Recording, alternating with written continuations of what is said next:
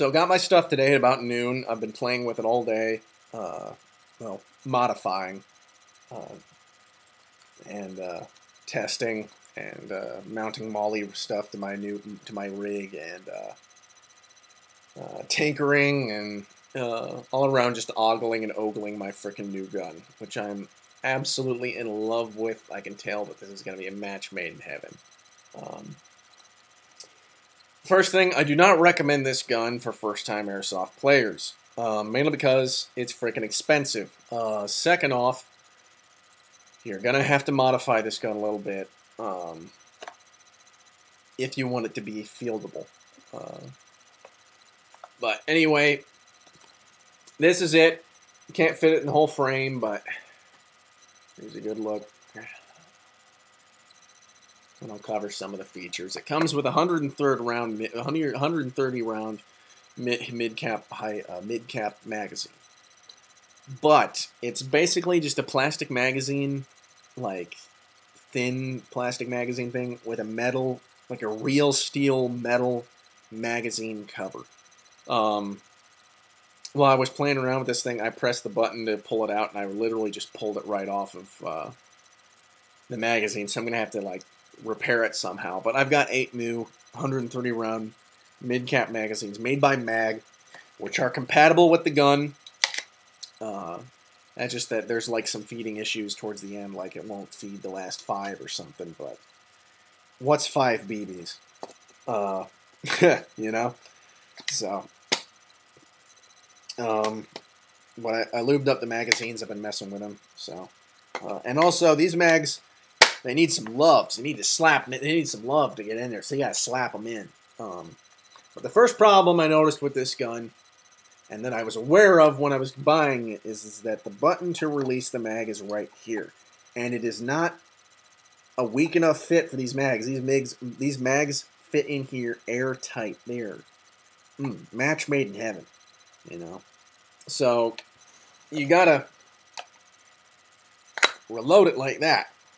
But that's really hard to do when your arm's right here and you're trying to get your left hand up in there and you got gloves on and you're just taking it out like that. And I'm a right-handed shooter. This gun would be good for left-handers. So if you're lefty and you're looking for a really good airsoft gun that's like ergonomic to you, get a real sword. They got them on Shorty.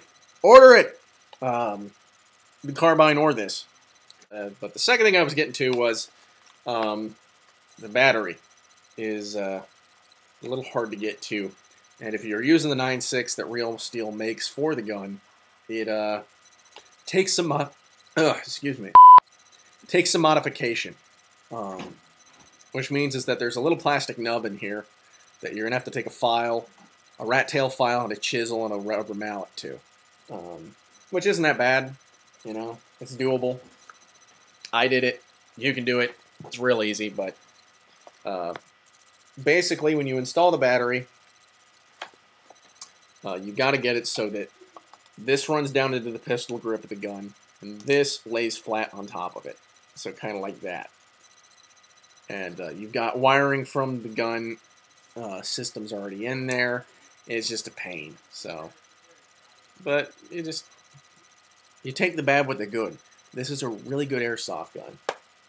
Problem is that when you buy this gun, it's going to be shooting hot. It's going to be shooting about 430, 440 right out of the box, which is fantastic, if you ask me. But I wish that companies wouldn't focus so much on a high FPS. That's not a good thing for milsim. I've seen what guns that shoot this hard do to people up close. Not even on full auto. They take teeth out. You know, they embed the BBs into like people's earlobes. I've seen some pictures of like BBs actually like in the skin. They were shooting so hard. But that's generally modification. But when a company makes a gun that shoots this hot, you got to modify it. So I bought a Mad Bull M100 spring, put that in there.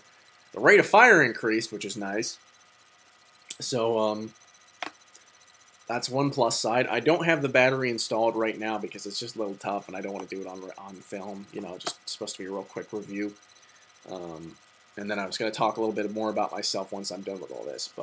And then I have adapted on here a Noveski Mad Bull Noveski Flash Hider. And for those of you who don't know what these do, you've maybe seen them on guns before.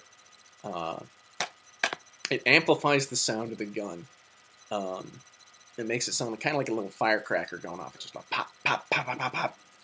And it's freaking awesome. And I'm one of those people that likes to be heard. I'm a Rambo when I play. I'm just going up there running, going fucking crazy. You know, it's just...